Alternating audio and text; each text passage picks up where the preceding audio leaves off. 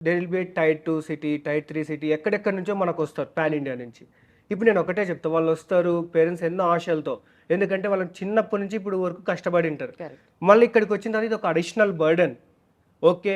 అయినప్పటికీ పెట్టడానికి రెడీ. ఎందుకంటే ఆల్రెడీ ఊర్లలో వాళ్ళకు కావాల్సినంత కంటెంట్ గానీ, స్కిల్ సెట్ కానీ, ఆ లెవెల్ ఆఫ్ మెచ్యూరిటీ గానీ రాకనే వాళ్ళు మళ్ళీ ఇక్కడి వరకు వచ్చారు.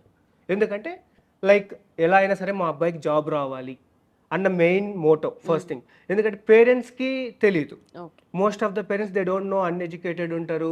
ఏ సిస్టమాటిక్ ఫాలో అవుతే ఈజీగా జాబ్ తెచ్చుకోగలుగుతారు అనేది వాళ్ళకు తెలీదు. ఓకే. ఇనోమాటిక్స్‌కి వచ్చాం. ఇనోమాటిక్స్ అనేది పక్కన పెడితే వచ్చాం, నేర్పించాం, ఐ మీన్ జాయిన్ చేసాం, పే చేసాం, ఓకే జాబ్ వచ్చేస్తది వచ్చేస్తది. అవును. అన్న మైండ్ సెట్‌లో ఉంటారు. అండ్ ఇక్కడ తెలీదు like what things is going on back side. నేను ఒకటే చెప్తాను. ఏదో వచ్చామా, లైక్ టైమ్ పాస్ చేసామా, 5, 6 నెలలు కూర్చున్నామా, ఇనోమాటిక్స్‌కి డబ్బులు కట్టేసాంలే, జాబ్ వచ్చేస్తది అనుకుంటే కష్టం. సిటీ అంటే తిరిగామా? ఆ! ఫ్రెండ్స్‌తో బంక్ కొట్టామా, బయటికెళ్ళామా, జాలీగా ఎంజాయ్ చేసామా అనుకుంటే రాదు.